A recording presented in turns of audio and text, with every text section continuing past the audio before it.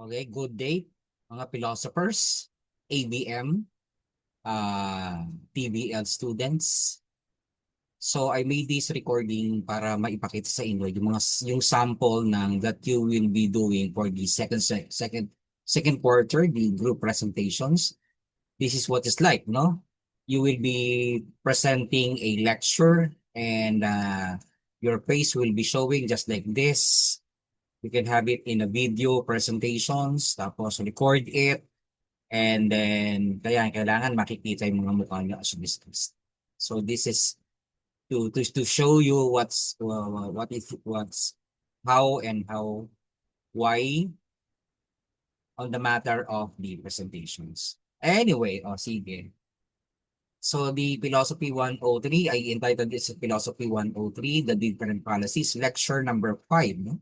Ni-isa-isa natin to kasi we are only given 45 minutes, mas mabilis at saka mas concise yung mga lectures natin. Kaya inaano ko na. At least dito, pag sa video presentations, nalilimit natin yung topics. Okay, to proceed with with our topic, different fallacies, no? As we go on, same thing with the philosophy, no? Ergo, we seek knowledge and then we find truth. That's when you are philosophizing. Philosophizing is investigating, making an inferences, uh, leading to your conclusions. So what is truth and the universal truth? If you're learn about this knowledge, ito ba ay katotohanan o pawang katotohanan? Okay? Now, in philosophizing, it involves the gift of speech and the gift of intelligence. It enables us to reason out and detect the falsity and the truthfulness of the statement. When two-person or group of person arguing, no, makikita natin sa kanilang mga arguments yung mga false. Diba tinuro ko sa iyo kung ano yung mga false at mga dapat tandaan kung false nga ba yung ano through the use of logic, no, the logical reasoning. So malalaman mo kung ang sinasabi nila or the argument is false. Okay? For example, in this text, no, pre, ito yung text mo sa akin last week, no? Sabi mo sa akin, ngayon ka magbabayad ng utang mo. Ah, yan ba? Hiniram kasi ng pinsan ko yung cellphone, no? Siguro na i-text niya yung sa iyo. Ay, kung sarap pala yung inaanak ko sa'yo, no? Malaki na ba? So, what is being, ano, no, what we need to talk about is yung utang. Pero, the the other person actually reasoning out about his inaanak, kung kamusta na, etc. In a nutshell, someone talks actually inconsistency. So yun, ano? Makikita mo kung ano yung mali, ano yung ano siya. Okay? So when philosophizing, no, investigating things, when one reasons out, one expresses his opinion. And when others disagree, then the argument begins. Magtatalo ito, no? At makikita mo sa pagtatalo nito, yung kanilang mga reasoning out, no? At saka yung mga kadahilanan, katwiran, kung tama o mali, no? Yun yung dinidecipher natin, kaya tayo nag-aaral lang. That's why we lead to philosophizing things, no? Philosophizing conversations. However, there are argument that is erroneous, mali siya. Or maybe based on false reasoning. Okay?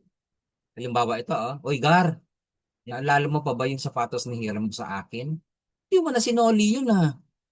Ay, or hindi ko rin naman naisuot, maliit sa akin, taba mo kasi. Sabi siya, di consistency, no? Anong kinalaman ng katabaan doon sa piniram at saka hindi pagsusoli ng gamit, no? So that is a false argument about it. Hindi na suot, malaki, mataba siya, kaya hindi nagamit. Ba't di mo nasoli? Yun ang tanong, no? So, may mga false argument doon. Ito pa, nakita kita doon sa mall nakaraan. Sino yung kasama mo doon? Pa-holding hands pa eh. Babe, wala yun. Tara, order na tayong masarap. Tara, order na tayo. Masarap daw yung halo-halo dito. Ganda ng place, no? Ay, simply talking to a person na that there is a logical questions, no? Nakita, holding hands, sino yon? Tinatanong. Ay tara, order na tayo ng ano, parang may inconsistency. So there is a false, no? Falsity on the conversation, falsity on the arguments. So makikita mo yan. No? Ang tawag doon, so when an argument that are based from false reasoning called as the fallacies. Fallacies are not just false belief.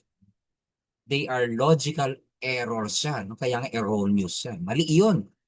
Mali sa argumentation, sa reasoning, explanation, rhetoric, and debate. May mga maling sinasabi, may maling conversation, may mga maling arguments. And for you studying philosophy as well as philosophizing, kailangan nalalaman mo that there is a false argument going on. Okay? Now, identifying fallacies are very important in making conversation correct, no? Kasi as you philosophize, malalaman mo tama o mali siya eh. Okay? Ano ba yung mga implications nito? No? Number one, in some way, we may lead to harmful belief. Maniniwala tayo pag sa ganung ano. O regarding what is being said. Kapag naniniwala ka agad, ay it may be harmful to the conversation. Sometimes leading to dreadful consequences. Naniwala ka. Ganun. No? Meron lang akong tanong, ano, wala namang mawawala kung paniniwalaan mo. Actually, meron, ano. Kahit yung mga superstition, pag pinaniniwalaan mo, meron. Sabihin ko sa inyo mamaya. Na? Sometimes fall into misleading guidance. No? Namamali ka rito dahil with the wrong or the false argument or the misleading to a correct way of thinking and correct way of in a guidance.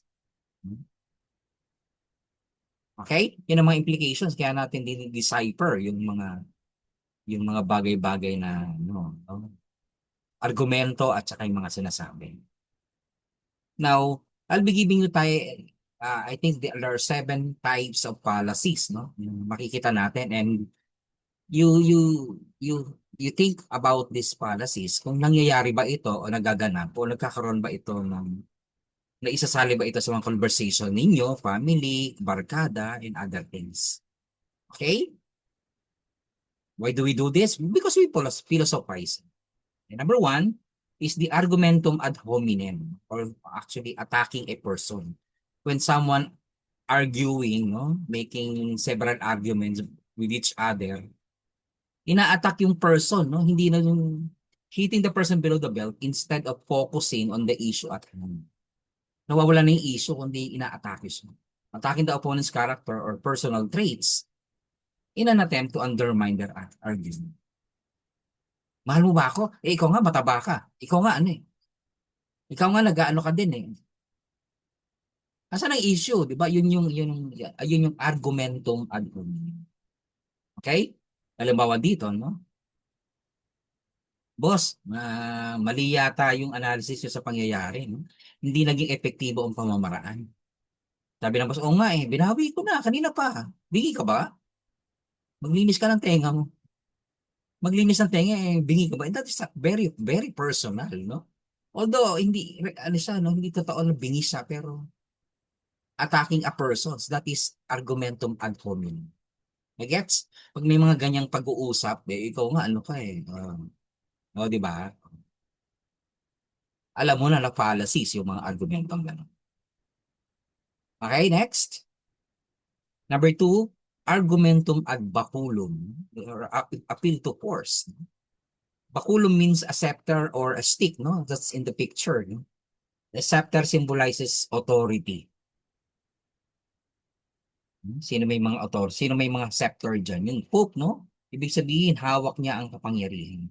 Kahit yung sa mga soldier, no? Kung sino may hawak na, ano, no? Sino may hawak na espada, or sino may hawak na baton, yun yung mga ano eh, no? Yan yung that holds power, no? So what is this argumentum, no? Argumentum ad baculum, this argumentum is committed when a person use threat or force, no? To undermine an argument or to make advancement on the argument. Given an example, no? Ako ang boss niyo, gawin niyo na lang pinagawa ko, wala nang mga ngatuwiran. Or else, may pananakot, oh, and that is argumentum ad baculum. Nagagets ha? Pag may mga ganyang argumento ay nako, hindi ano siya. That's fallacies. The third fallacy is the argumentum ad misericordiam. Misericordia, Latin, means pity or compassion. Awa, no? Nagpapaawa. A person appeals to one's emotion instead of objectively arguing. Sige na, sige na, pabayaan mo na ako, matanda na ako. Pero that's okay, ano? Given respect to elder people. Pero when in the manner of argumentation, magiging argumentong ad misericordiam yan. Okay?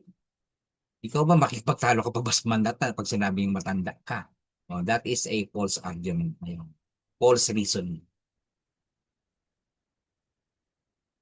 Okay? Oh, ito, oh, sabi niya, oh, bakit hindi ka nakapagpasa ng project on time? Pasensya na, madam. Hindi pa po kasi ako kumakain, tsaka wala pa po akong baon. Hindi pa nga ako natutulog eh. O hala, umiiyak pa. Patay na. O, sabi ng teacher, ganun ba? O, naawa naman. Ano pa bang magagawa sa'yo? But the argumentation or the question and answer is, there is a false reasoning. Nagpapaawa ka, nagpapaano ka. Okay, next. Types of policy number 4, argumentum ad populum. Appeal to people. Argumentum ad populum is a fallacious argument that concludes a proposition to be true because many or most people believe it. It alleges, if many believe so, it is so. Kapag maraming naniniwala, naniniwala ka na rin. Isabi nila eh. O di totoo, that makes a false reasoning on the matter that what is being said by the popular person, by the people, is true pero hindi. O bakit sila ginagamit nila yun? O bakit sila nagaganito yung kanilang pamamaraan? Sa advertisement, ginagamit yan. Naku, ito kasi ginagamit ni Idol eh. Ang puti ng ano niya yan, puti ng skin. O ano, di ba? Yan yung pang-come on dun sa advertisement. Pero, okay?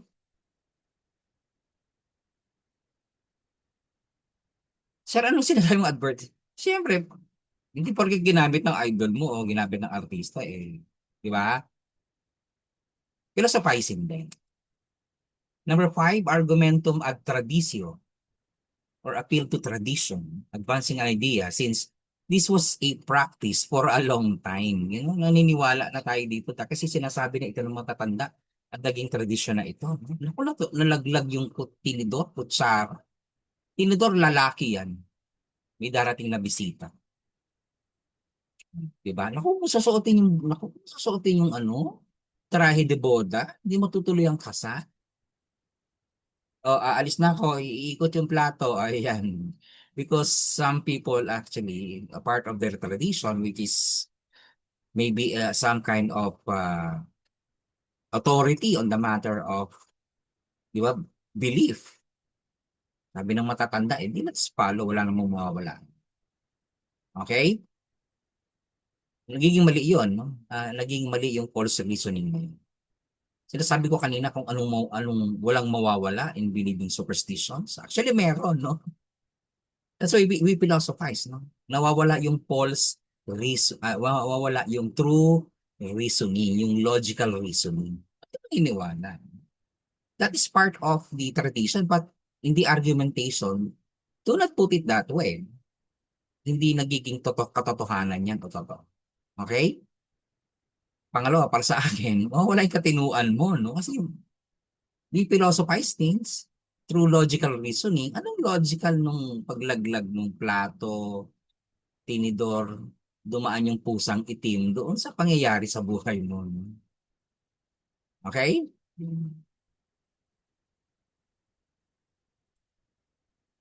So ano nga ulit yun? Argumentum ad traditio. Next, argumentum ad ignorantiam. It is appeal to ignorance, claiming that simply because something has not yet been proven, it is not the case. Hindi pa naman ano hindi pa naman nangyayari. Bakit? Okay? argumentum ad ignorantiam, claiming that simply because something has not yet been disproven, that it is the case. Okay? Hindi pa naman nangyayari sa akin to eh. Bakit ano? Pero sa iba nangyayari. Okay? Hindi, wala kang alam sa mga pangyayari ng iba, pero sa iyo hindi pa nangyayari. Pero baka there is a possibility or a potentiality on the event that it might happen to you or maybe not, no? Yun siya. Pero a good example of this argumentum ad ignorantiam, which we're talking about argumentum, no? Arguments, yung pulis na huli yung ano, no? O, one way itong pinasok mo ha. Ano argumento? Pasensya na po, hindi ko alam. Hindi ako taga dito. O, di ba? Why we have a statement, no, in this study of law that ano, no, ignorance of the law, no? Excuses no one. Okay? Yan siya. Bakit pa rin di mo alam, excuse ka, ganun. Okay? Argumentum ad ignorantiam. Oh, huli ka na naman sa submission na activity. Ma'am, hindi ko po alam eh. Absent po ako kahapon. Excuse ka? Yung argument mo, excuse? Ang dami nang gumagawa sa akin yan, ano? That's why I'm asking a logical reason for that matter. So nagkasakit ako, eh, may certification, may mga logical reasoning, may evidence, may ano. Di ba? Oh, yeah.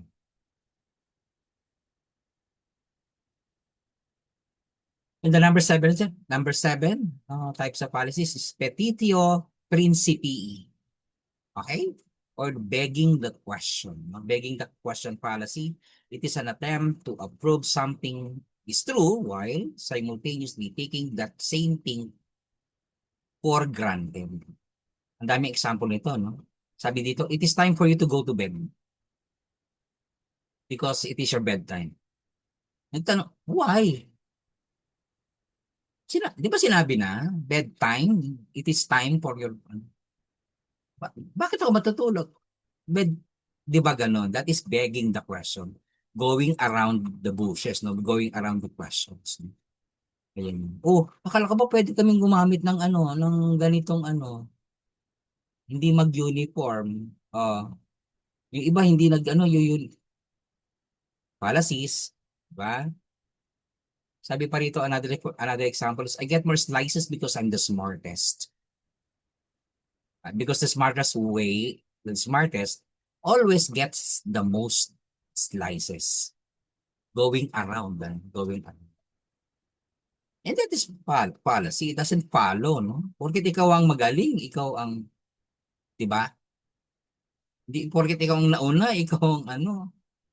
Hindi porket ikaw yung ano, yung maraming score, ikaw na yung, di ba? Yun, no? It doesn't follow it is actually a false reasoning. Okay? There are seven. Those are the seven types of policies that you can think about kung ano yung when there is an argumentation going on or a conversation between two person,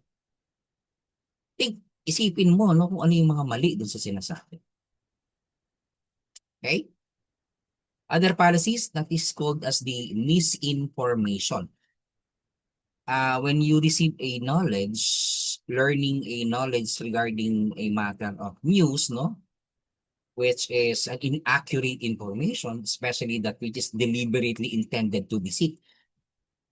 Minamali information mo para manloko. No? Yan ang tinatawag na misinformation.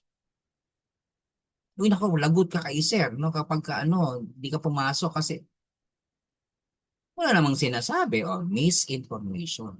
Niloloko ka. Gets? Policies yan. Another is disinformation. False information which is intended to mislead, especially propaganda. Ang dami yun sa politics, no? Issued by a government organization to a rival power of the media, no?